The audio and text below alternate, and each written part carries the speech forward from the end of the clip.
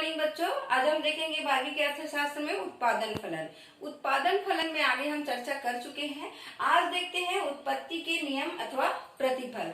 उत्पत्ति के नियम अथवा प्रतिफल। उत्पत्ति के नियम, उत्पत्ति उत्पादन करते हैं, उसमें नियम होता है। नियम लगने के बाद क्या क्या होता है। उत्पत्ति के नियम में पहला देखेंगे उत्पत्ति वृद्धि नियम, उत्पत्ति समता नियम, उत्पत्ति ह्रास नियम। तो हम पहले पढ़ेंगे उत्पत्ति वृद्धि नियम। उत्पत्ति वृद्धि नियम में उत्पादन हम जैसे करते हैं और उत्पादन करने पर किसी परिवर्तनशील साधनों को अगर बढ़ाते हैं तो उसमें हम उत्पादन हमारा बढ़ जाता है। किसी परिवर्तनशील साधन की मात्रा को हम अगर बढ़ाते हैं तो उत्पादन बढ़ता है। उत्पादन बढ़ता है, उसी को हम उत्पत्ति वृद्धि नियम कहते हैं, क्योंकि इसमें उत्पादन जो है बढ़ रहा है। हम जितना अगर हम उत्पादन उसमें वृद्धि कर रहे हैं उसके अनुपात में नहीं, परंतु जितना हम औसतन देखेंगे उसमें वृद्धि होता है, तो इसीलिए इसको उत्पत्ति वृद्धि नियम कहा जाता है। उत्पत्ति वृद्धि नियम में लागू होने के कारण बताया गया है। तो उत्पत्ति वृद्धि होने के नियम जो है उसमें देखेंगे पहला साधनों की अविभाज्यता। जब उत्पादन में वृद्धि होता है उसमें साधनों की अविभाज्य बताया गया है। साधनों में कोई विभाजन नहीं होता, किसी एक परिवर्तनशील साधन को ही बस बढ़ाया जाता है, बाकी वहीं के वहीं स्थिर रहता है। इसीलिए इसमें कोई विभाज्य नहीं होता और उत्पादन में बढ़ोतरी होती है। दूसरा दिया है सर्वोत्तम संयोग। इसमें सर्वोत्तम संयोग की संभावना होती है या होना चाहिए, क्योंकि जितने भी हम उत्पादन के साधन लेते हैं उसमें वृद्धि करते हैं तो बाकी जो और स्थिर साधन है उसमें उसके अनुपात में जो वृद्धि होता है वो एक संयोग के आधार पर होता है। क्योंकि जितने भी परिवर्तनशील साधन में हम लगाए हैं उसके आधार पर जो संख्या है जो स्थिर है वो साधन और जो परिवर्तनशील साधन है बढ़ाए हैं, जैसे श्रमिकों की संख्या अगर हम बढ़ा दिए हैं तो जिस अनुपात में पुराने जो हम उत्पादन कर रहे हैं वो और संख्या को बढ़ाए हैं वो उस आधार पर उतनी वृद्धि नहीं होती, परंतु वृद्धि हो रही है। ये संयोग के आधार पर होता है। बड़े पैमाने की उत्पत्ति की बचते। बड़े पैमाने की उत्पत्ति की बचते, बड़े पैमाने के उद्योग जैसे बड़े बड़े उद्योग होते हैं उसी में यह नियम लागू कर सकते हैं, उसी में ज्यादातर हम वृद्धि कर सकते हैं। जैसे हम बड़े पैमाने के अगर उद्योग ले रहे हैं उसमें अगर हम थोड़ा सा अनुपात में बढ़ोतरी करें तो उसमें अगर हम वृद्धि हो रहे हैं वो दिखाई नहीं देता। अगर हम उसमें परिवर्तन बड़े पैमाने पर करते हैं तो हमको अधिक से अधिक वृद्धि दिखाई देगा, छोटे मोटे में वृद्धि दिखाई नहीं देती है। वैज्ञानिक आविष्कार, इसके लिए वैज्ञानिक आविष्कार की आवश्यकता पड़ती है। विज्ञान में जिस प्रकार से नियम लगाए जाते हैं वैसे ही इसको भी जानने के लिए हमें एक कुशल व्यक्ति की आवश्यकता पड़ती है जो जाने समझे इसके बारे में अध्ययन कर सके। प्रकृति का प्रभाव कम होता है। इसमें प्रकृति का प्रभाव कम होता है। जैसे अगर हम देखेंगे खेती में हम कितना भी कृषि के यंत्र को नहीं बढ़ाएं, मजदूरों को बढ़ाएं तो उसमें उतना फर्क नहीं पड़ता। इसमें सिर्फ बड़े पैमाने के उद्योग का ही हम इस्तेमाल कर सकते हैं, कृषि का नहीं कर सकते, क्योंकि कृषि में अकाल पड़ने पर, वर्षा होने पर, प्राकृतिक प्रकोप, इन सब का असर पड़ जाता है, उद्योग पर नहीं पड़ता।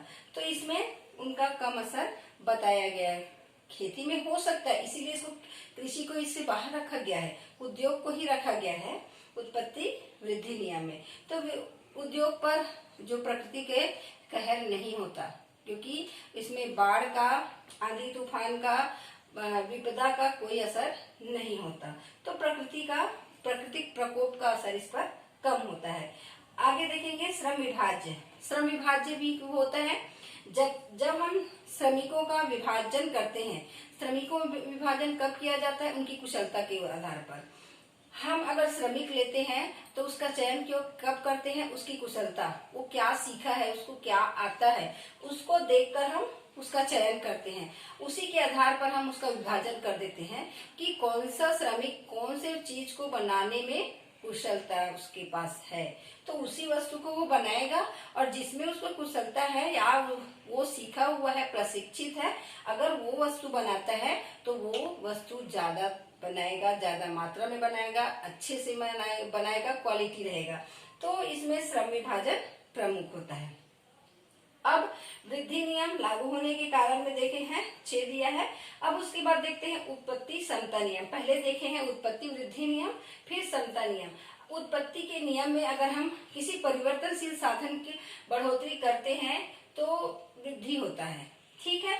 अब वृद्धि होते होते फिर एक ऐसा समय आता है कि उत्पत्ति ह्रास नियम और उत्पत्ति वृद्धि नियम के बीच की स्थिति आती है।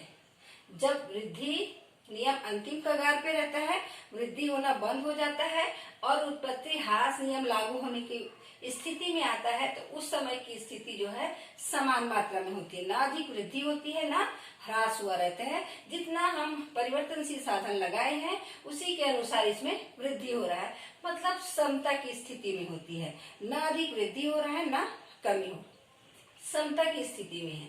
तीसरा हम देखेंगे उत्पत्ति ह्रास नियम। उत्पत्ति ह्रास नियम में देखेंगे कि हम जितने परिवर्तनशील साधन उसमें इस्तेमाल कर रहे हैं और बाकी स्थिर है, तो उसमें हम जैसे जैसे उत्पादन के साधन को बढ़ाते हैं वैसे वैसे उत्पत्ति या जो उत्पादन होना चाहिए वो धीरे धीरे कम होते जाता है, वृद्धि होना नहीं है। इसमें क्या होता है, कम होते जाता है। कुल उत्पादन जो होता है, पहले देखो उत्पादन तो उतना ही हो रहा है, परंतु जब पूर्ण साधन था उस समय पूर्ण साधन जितना भी हम है उसको बाकी को स्थिर कर दिए, बाकी जो है वो स्थिर है, कुछ परिवर्तनशील साधन को ही बढ़ाए हैं।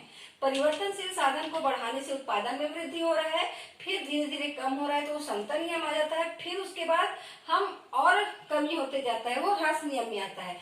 उतना ही स्थिर साधन तो पूर्ण स्थिर ही है, तो पहले जब पूर्ण नहीं बढ़ाए थे उस समय जैसे स्थिति में है और बढ़ाने की स्थिति में जिस अनुपात में पहले वृद्धि होता था, बाद में जिस अनुपात में वृद्धि हो रहा है उस अनुपात में नहीं हो रहा है। उत्पादन में वृद्धि हो रहा है परंतु उस अनुपात में नहीं हो रहा है, तो इसी को हम कहेंगे उत्पत्ति ह्रास नियम। आगे हम उत्पत्ति ह्रास नियम के क्या क्या उनके महत्व है वो देखेंगे। धन्यवाद।